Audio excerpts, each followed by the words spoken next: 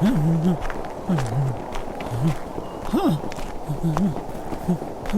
cold chained the ground. The wet, coarse cloth clings to my body. My boots are soaked. The wind cuts my face, and there is only gray forest and darkness around. Where to get water? Where not to die of thirst in a land where water is ice in winter and a muddy, stagnant pool in summer? These are the conditions under which a peasant in the early Middle Ages lives. He has no filter, plastic flask, or map. Only his hands, the memory of his ancestors, and techniques learned in hungry winters and sweltering droughts. He lives in a village where the common well can dry up and the water can become a source of infection. Sometimes he goes into the forest for game and knows that if he doesn't find moisture, he won't have the strength to return. In days of siege, he cannot leave the walls, but he must gather moisture drop by drop, from snow, from dew, from roots. This is how ordinary people have survived for centuries. Those who had neither power nor wealth, only knowledge of the land and endurance. The Middle Ages is not just about helmets and battles. It was a time when the fight for a sip of clean water could last 24 hours, when every drop had a price, and to survive, the peasant resorted to tricks he learned from his elders. These methods have been forgotten, but many of them still work today. And now the question, if tomorrow electricity disappeared and taps stopped giving water, would a person of the 21st century be able to survive like a simple peasant of 1,000 years ago? Dew and fabric. While the village is still asleep and the first roosters are just trying their voices, a peasant comes out of the house. He is wearing a woolen cloak to ward off the morning chill, with a piece of canvas neatly rolled up in his hands. The air is still, smelling of stale grass and the smoke of a dying hearth. He walks to the edge of the field, where the tall grasses are still covered with silvery moisture. Night dew, thin and almost invisible, but enough to water them. The peasant spreads the cloth and carefully pulls it along the tops of the grasses. The cloth gradually darkens with dampness and becomes heavier. Sometimes he ties the cloth around his feet and walks slowly through the dense thickets. The dew settles on the cloth, penetrates inside. Later, it can be squeezed into an earthen bowl and used for drinking or cooking the morning meal. In particularly dry periods, when the well is shallow and the streams disappear, this method becomes vital. Then the canvas is stretched over a shallow pit by raising it on rods. Within an hour, the fabric is soaked with moisture from dew and condensation. It is collected in vessels drop by drop. One cloth can give up to half a liter of water if the night was cool and wet. This knowledge is not bookish. It has been passed down in families from generation to generation as a way of not just surviving, but of listening to the earth. In peasant households, such methods were part of the morning ritual, like kindling the hearth or feeding the cattle. Historians find references to dew collection in the writings of Pliny the Elder. His natural history describes Roman farmers who collected moisture from plants to nourish young seedlings in drought. In the Arab world, nomads in the desert stretched sheepskins to allow dew to accumulate by morning. These techniques were considered not only a practice, but an art that required patience and an understanding of the climate. The Capitulari Divilis, an administrative decree of Charlemagne in the 9th century, indirectly mentions methods of collecting morning moisture for the needs of feudal economy. Even the Scandinavian sagas describe warriors collecting dew from heather before a long trek, so as not to become weak on the way. This method was valued in both northern and southern latitudes. After all, it required no fire or, well, only time and attention. Modern survival instructors still teach this method. It is used in army courses, in deserts, mountains, and other hard-to-reach places. It is especially effective where the air cools at night and vegetation allows condensation to form. Dew is the purest water filtered by nature. It does not require boiling if it is collected correctly and in an ecologically clean place. It contains the silence of the night, the breath of herbs, and every touch of it on the skin is like a blessing from the earth. The peasant carefully twists the wet cloth, wrings it out into a bowl. He knows, it's not much, but it's enough. Not to get drunk enough, to get drunk on life. He takes a sip and listens. The yard is moving behind him, the cattle are waking up, the wooden door is rattling somewhere. His morning began before dawn, thanks to the dew in the cloth, through patience and knowledge that was not written in books, but kept in memory like a prayer. Snow and ice, water with risk. In winter in the mountains or on the northern plains, when the ground is cold underfoot and the air cuts the skin, one is surrounded by water and at the same time cut off from it. Snow and ice are everywhere, but it is impossible to get a scoop of liquid.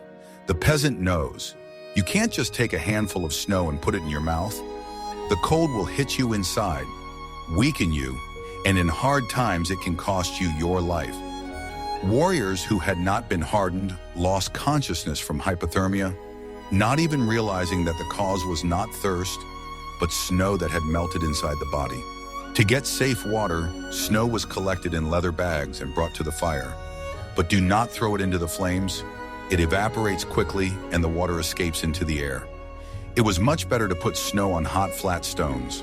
They were pulled out of the fire with tongs, placed in wooden or clay vessels, and the snow was carefully placed on top. The stones slowly gave off heat, and the snow turned into water, warm and drinkable. Sometimes a handful of dry herbs were thrown into the water. Mint, St. John's wort, wormwood. They not only softened the taste, but also warmed the inside. Warriors on long journeys often carried bundles of dried plants for this very purpose. Coals were also used. Fine ashes left from oak logs were added to melted snow to purify and saturate it with minerals. The 12th century chronicles of Guillaume of Tyre describe how crusaders, unaware of these techniques, drank raw ice water in the hills of Antioch. They were shivering, collapsing from weakness, and no one understood why the thirst wouldn't go away. In the saga of Harold the Fierce, it is told how the Vikings, finding themselves on a frozen plateau, warmed the snow in fur sacks suspended over a crevice between the stones, from which steam from the coals was coming. Even monks in northern monasteries knew that water in winter should be approached with caution. The records of the Scottish monastery of St. Columba in the 13th century speak of small waters of snow that the brothers boiled with nettles to keep strong during Lent. In the villages of Russia, they used a special pot with a clay bottom. It was slowly heated on the stove, and the snow in it melted slowly, turning into drinkable moisture. Snow could only be collected from clean surfaces: shrubs, undisturbed ice. Dust, ashes, and soot residues could make the water bitter or even harmful. Therefore, experienced travelers and hunters always chose snow protected from wind and smoke. Even today in survival courses they teach, don't eat snow. First melt it, then heat it up. Add charcoal or herbs. This is not a whim, but a simple consequence of physiology. The body spends precious heat to melt the icy lump inside. In a critical situation, this can turn into cramps or loss of consciousness. In a world where every movement requires energy, even water becomes an enemy if you don't know how to handle it. The medieval peasant learned this from childhood. He knew that salvation was near, but it was not for those who were in a hurry or who did not listen to the earth. This is the harsh truth of winter survival. Snow doesn't save you by itself. What saves is knowing how to turn it into life. Drip collection from leaves and mosses. Early in the morning, when the fog still lingers in the hollows and the dew lingers on the spruce branches, the peasant comes out of the house and looks at the walls of his dwelling. At the entrance are heavy tufts of moss, hanging from wooden hooks like green sponges, swollen by the night's moisture.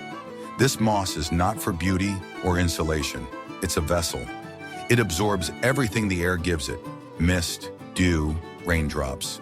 And then slowly, drop by drop, it gives the water away, into clay bowls, into wooden trays, into the palms of your hands.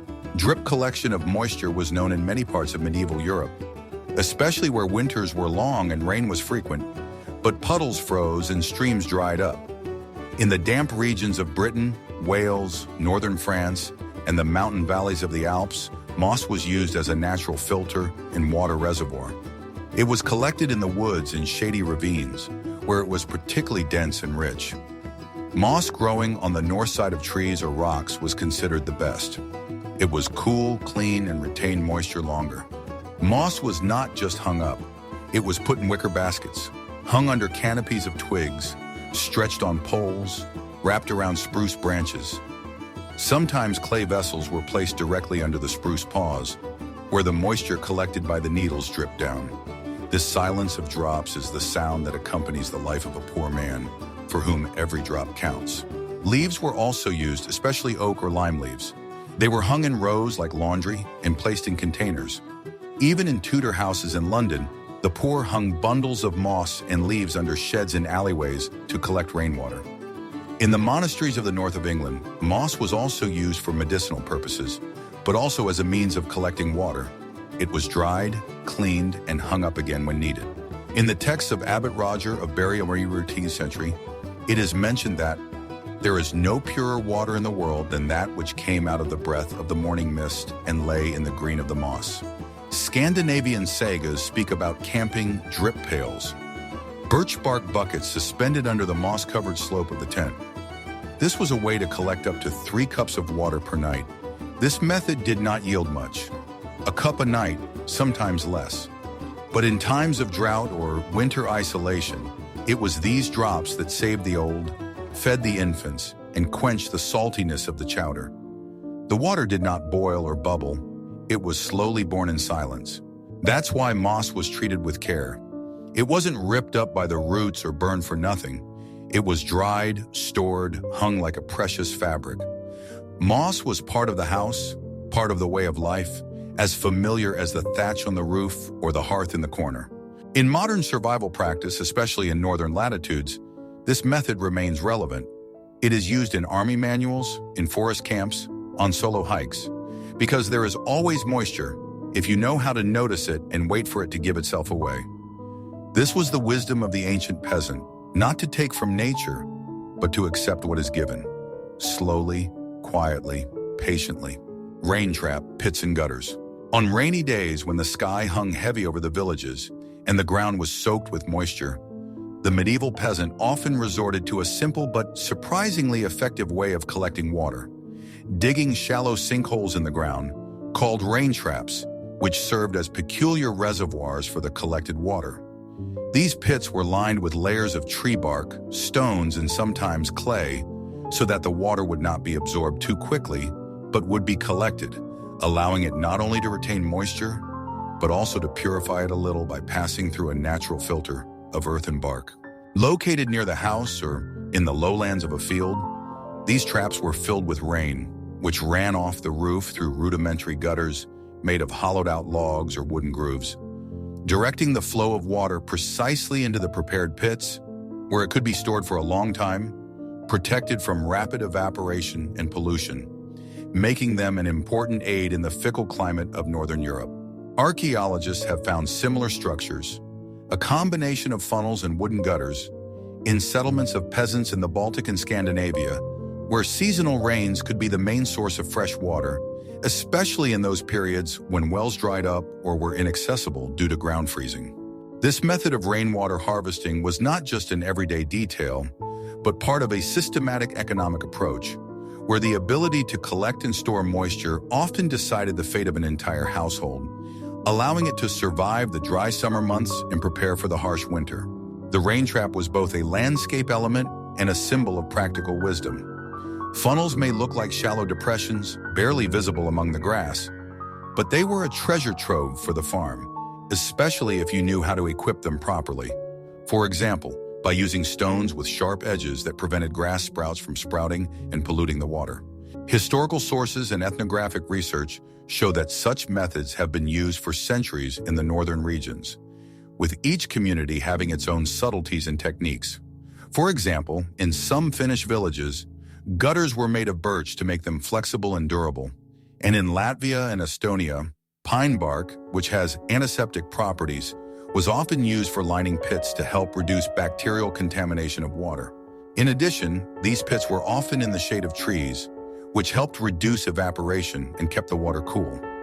This microclimate was important because water collected in this way could be used not only for drinking, but also for cooking and feeding domestic animals. Setting rain traps in those days was not so much a craft as part of a collective memory passed down from generation to generation, fathers to sons, mothers to daughters, that allowed communities to remain resilient in the face of natural adversity. Ancient manuscripts in the Baltic mention water bowls, which were not just vessels, but were just such traps, allowing to collect rainwater from roofs and platforms. This method is recognized as one of the most ancient in the region, and was preserved in folk crafts until the 19th century. Modern archaeological excavations in Scandinavia confirm that such systems of drains and pits were found already in the Iron Age, and apparently were quite common and important elements of rural infrastructure, which indicates a high level of understanding of nature and practical economy among those who lived there 1,000 years ago and more. Interestingly, in some places in Northern Europe, such traps were quite large, sometimes several meters long, and served as a kind of natural reservoir, providing water not only for one house, but also for a whole group of households, which made it possible to sustain life when other sources were threatened. Often these systems were equipped with additional wooden grates or covers to prevent debris, leaves, and animals from entering and to reduce evaporation, which was important during hot months and periods of no rain. The method of collecting rainwater through pits and gutters is one of the oldest examples of how people learned to use nature's cycles to solve vital problems. And despite its simplicity, it demonstrates a depth of practical knowledge and respect for the environment. In medieval chronicles, such as the writings of Guillaume de Nangy, there are references to water pits, a method of collecting rainwater used on monastic farms and peasant lands, where every drop was valued as much as gold. Rainwater harvesting with such traps also helped avoid contamination that was common with surface sources such as rivers and streams, especially near settlements where the water could be contaminated with waste and manure. The design of the pits was quite simple. A bowl-shaped depression was dug, the bottom was lined with a layer of clay or a thick layer of bark, and wooden gutters or roots were placed on top to direct rainwater inside, allowing water to be retained and gradually seep through natural filters. The use of rain traps demonstrated medieval man's remarkable capacity for adaptation. In regions where water was an expensive resource, people learned to harvest even its most modest manifestations and use them to maximum advantage. Although seemingly primitive, this system provided not only survival but also relative comfort by allowing water to be stored for household use, livestock care, and cooking. Historical data from the Baltics show that such traps were used until the end of the 19th century, gradually being replaced by more modern wells and water pipes, but still leaving a trace in the traditions and culture of the local inhabitants. An important element of this method was the fact that rain could be predicted and caught. Experienced farmers noticed changes in animal behavior, the direction of winds, and the color of the sky in order to prepare traps in advance and make the most of each rain period. This method allowed for pooling of efforts. Often several neighboring families worked together to build and maintain large rain traps, which created an element of community cooperation and strengthened social ties. There are also known examples of such traps being used in monasteries to provide fresh water for cells and vegetable gardens, which was especially important in times of drought or military conflict when other sources might not be available. In addition, rainwater collected in this way had advantages over water from wells. It was softer, contained fewer minerals, which had a positive effect on health and cooking. In today's world, such rainwater harvesting techniques are once again being recognized in environmental initiatives and sustainable agriculture, demonstrating that ancient knowledge can help meet the challenges of today. Rain traps are thus not just a historical artifact, but an example of man's deep connection to nature, when a simple hole in the ground could become a source of life and hope, especially in the harsh conditions of Northern Europe. Ultimately, it was such elements of everyday life, carefully considered based on observation and experience, that allowed the medieval peasant not just to survive, but to live, creating his world out of the droplets dripping from the sky. Condensation under glass or leather. In the southern regions of Europe, where summer days were hot and dry, and cool fresh water was sometimes rare, peasants invented a simple and yet elegant way of extracting moisture. They dug a shallow hole in the ground, placed a small vessel or pot in it, and covered the hole with either stretched leather or glass, pressing the edges with stones to create an airtight space in which water condensed. Under the scorching sun, moisture from the heated layer of soil evaporated, but did not escape into the air. It accumulated as small droplets on the inner surface of the skin or glass, which then flowed down the slope directly into the vessel, filling it with vital moisture. This principle of moisture harvesting resembled nature's little mini greenhouse, which turned the air and soil into a source of water. This method was particularly common in the farms of southern Europe, in Spain, Italy, and Greece, where many peasant families did not have regular access to streams or wells, especially in mountainous and arid areas, and therefore had to use any natural opportunities to extract moisture. Archaeological finds in southern Spain show that already in the late Middle Ages, peasants used similar primitive installations, small pits with vessels and leather covers, as confirmed by the numerous ceramic vessels and remains of hides found near settlements.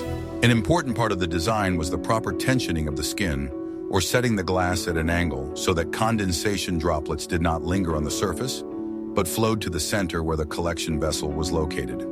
This simple but clever mechanism ensured maximum water collection with minimal loss. This method was especially valuable at night and in the morning, when the temperature dropped sharply and the difference between the moist air and the skin covering the surface favored the formation of dew and condensation, making it possible to extract water even at times when it had not rained for many days in a row. This principle is reminiscent of modern survival techniques that often borrow from ancient knowledge, such as using plastic sheeting in deserts to collect dew. But medieval peasants had no such technical means and had to rely only on natural materials and observation. The use of leather covers was also beneficial because the hide retained heat, allowing the temperature under the shelter to remain stable and minimizing the evaporation of already collected moisture, which helped to conserve water and save it for drinking and cooking. Historical sources, including 15th century rural farm manuals, describe how such installations were set up not only for domestic purposes, but also to provide drinking water for workers in the fields, especially during periods of drought when conventional springs dried up. There are mentions that similar methods were used even in the monasteries of southern Europe, where they took care of gardens and orchards, using condensation under the skin to irrigate rare and valuable plants, especially in those monasteries that were located far from rivers and lakes. In addition, this method helped to provide water for children and the elderly who could not go far to fetch water, because it was possible to collect water by condensation right outside the house using minimum effort and available materials. Archival records from Calabria tell us that in the 16th century, peasant families took great care in caring for such installations, carefully preparing the skins and cleaning the vessels regularly, realizing that their survival in dry summers depended on it. In some regions of Italy, leather covers were also replaced by leaves of dense plants, such as grapes or figs, which had a good water-holding capacity and created a natural defense against dust and insects. This method was so widespread that even in the literary monuments of the Middle Ages, such as treatises on agriculture, it is described as a reliable and proven method of water extraction, which was recommended to every peasant to have in his arsenal of knowledge. In addition, the natural filtration of the water that entered the vessel reduced impurities, making the water more drinkable, especially when compared to water from standing puddles or wetlands. The choice of location for the hole was also important. It was usually dug in the shade of trees or in lowlands where the air humidity was higher, which increased the amount of moisture collected and improved the efficiency of condensation. The technique of condensation under the skin was also used to collect moisture from grasses and shrubs. The plants were placed under a cover, allowing the vapors to collect and flow into a vessel, thus expanding the possibilities of water extraction even in low humidity. 17th century writer Giovanni Boccaccio mentioned similar settings in his notes, noting that the poor of the land, lacking streams and wells, resorted to the art of nature, catching drops in the air as one catches precious pearls. Sometimes, to increase moisture collection, additional baffles or special plantings of shrubs were installed around the pit to create a microclimate with increased moisture, thus improving the performance of the entire system. It is worth noting that despite the simplicity of the method, it required patience and accuracy. The stretched skin had to be intact, without punctures, and the vessel had to be thoroughly cleaned, otherwise the water would quickly spoil or become unfit for drinking. In some southern regions of Europe, such installations could operate all year round, collecting not only rainwater, but also morning dew, making them especially important for survival during periods of drought and hot winds. Collecting water in this way was also associated with certain rituals and ceremonies. Peasant families often performed purification and blessing rituals before covering the hole to ensure good luck and abundant water collection. Historians note that the technique of condensation under the skin reflects the peasantry's deep understanding of natural cycles and ability to utilize available materials to create vital resources, the kind of knowledge that ensured the survival and development of rural communities. The use of such methods did not disappear in later eras.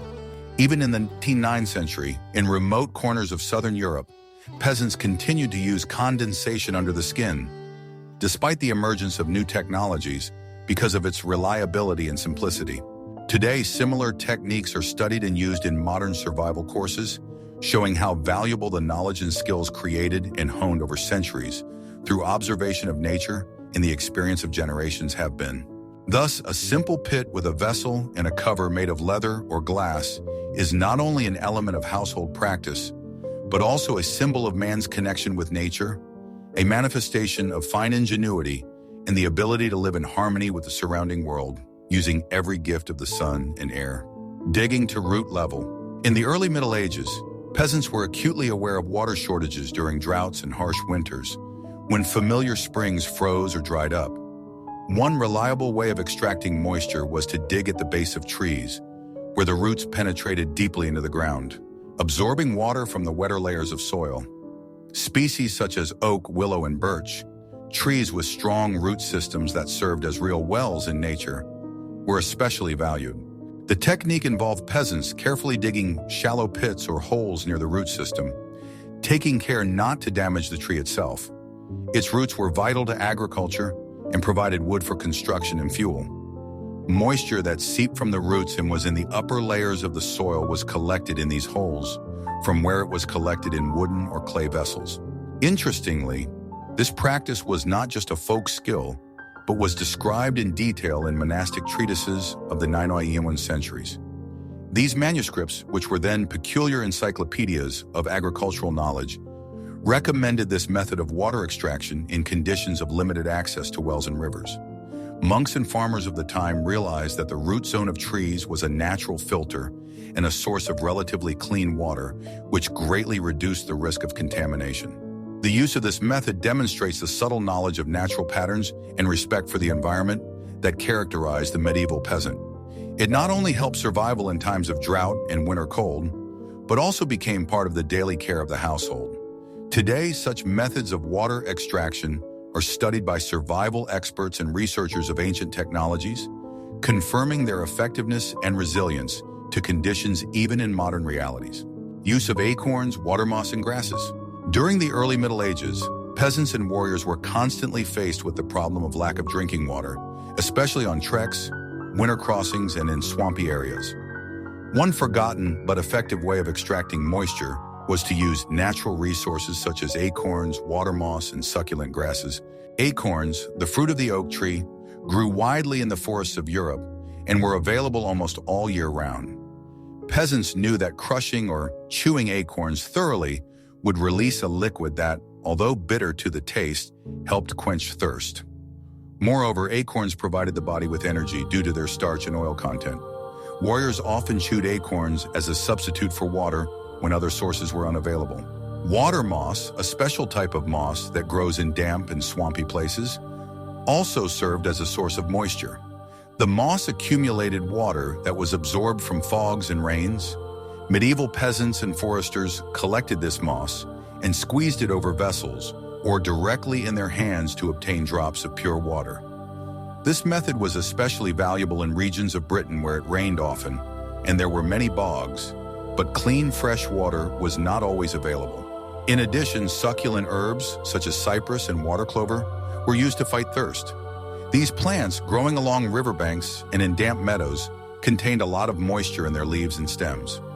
Warriors and peasants chewed them to sustain their bodies and quench their thirst, especially when other sources were frozen or contaminated. Archaeological finds and written sources from the 9th to 11th centuries, including monastic treatises on agriculture, confirm that these methods were part of the daily life and practical experience of the people of that time. They show not only the ingenuity of medieval people, but also their deep connection with nature and their ability to use any available resources for survival. Today, these ancient moisture extraction techniques are once again attracting the attention of modern survivalists, confirming that the knowledge of the past can remain relevant and useful centuries later. Collecting water in hollow rocks and stumps, natural reservoirs of life. In the world of the early Middle Ages, where water was often a luxury, peasants and travelers learned to notice and use even the most inconspicuous natural sources. Hollow stones and old trees with hollows were of particular importance. These natural receptacles collected rainwater and dew, becoming a vital store of moisture. Such stone depressions could be bowl or pit-shaped, naturally weathered in soft sandstone or limestone. Peasants often found themselves on the brink of life and death, and so they carefully marked such places, sometimes carving simple signs on the stones or making primitive crosses to let others know the value of the spring. The chronicles and folklore of Northern Europe mention waterstones to which people turned for help in times of drought or military campaigns. Old stumps, especially in the forests of Britain and Scandinavia, would rot over time and become natural reservoirs to collect rainwater. These natural reservoirs not only helped them survive in times of hardship, but they also grew into many superstitions. Locals believed that water from hollow stumps had healing properties. It supposedly protected against disease and gave strength. In some cases, such stumps were declared sacred, and even enemies respected them, avoiding touching such blessed springs. Monastic documents and chronicles from the 11th century describe instances of monks coming to remote villages and helping to build such natural reservoirs, reinforcing stumps and stones so that they would retain water longer and serve the community. These were one of the few ways of extracting water that did not require complex structures or energy inputs, a very important factor in the face of harsh winters and frequent military conflicts. Archaeological excavations of medieval settlements in the Baltic and Scandinavia confirm that such natural containers were widespread and actively used. They testify to the peasants' deep knowledge of local nature and their ability to adapt to its vagaries. Modern survival experts and historians are revisiting these ancient methods, finding in them simple and effective solutions for extracting water where conventional sources are inaccessible. This method, though seemingly primitive, remains a living example of human ingenuity and resilience in the face of natural adversity. The Sister Well is a dual source of life. In the harsh conditions of the early Middle Ages, peasants faced the constant threat of drought and water shortages, which could lead to crop failure and starvation. To minimize this risk, a unique practice emerged: the construction of a so-called sister well, a system of two wells that worked in tandem. The first well, usually dug close to the dwelling, was used for daily needs such as drinking, cooking, and caring for livestock. The second well was located at some distance, often in the shade of trees or at the edge of fields, where water was preserved longer and froze less quickly. This well was hidden and carefully guarded, because in times of drought or war, it became a vital water supply for the entire community. Historical sources from Germanic and Slavic lands testify to the widespread use of such double wells. Archaeological excavations of settlements of the early Middle Ages find traces of stone or wooden shafts parallel to each other. Monastic chronicles of the 19th century sometimes mention these constructions as an example of an elaborate economic arrangement. In addition to its practical utility, the sister well also had social significance. In the face of constant danger, be it invasions by hostile tribes or internal conflicts, the protection of a second water source became a village-wide affair.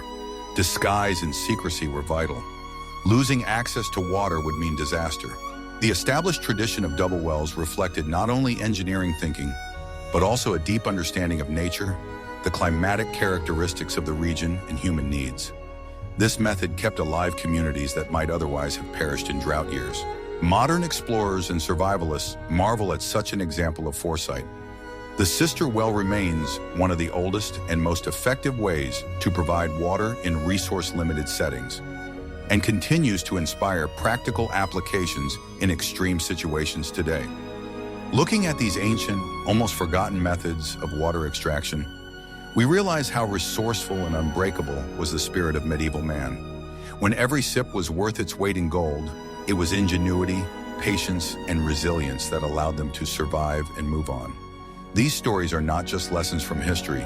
They are reminders of how important it is to appreciate what we have and to remain hopeful even in the most difficult circumstances. If you are interested in such immersions into the past, where reality and survival are intertwined with human fortitude, be sure to subscribe to our channel. Here you will find even more stories that will reveal the secrets of the Middle Ages and help you understand how our ancestors lived and fought. Don't miss new videos. History lives in the details, and we invite you to discover it with us.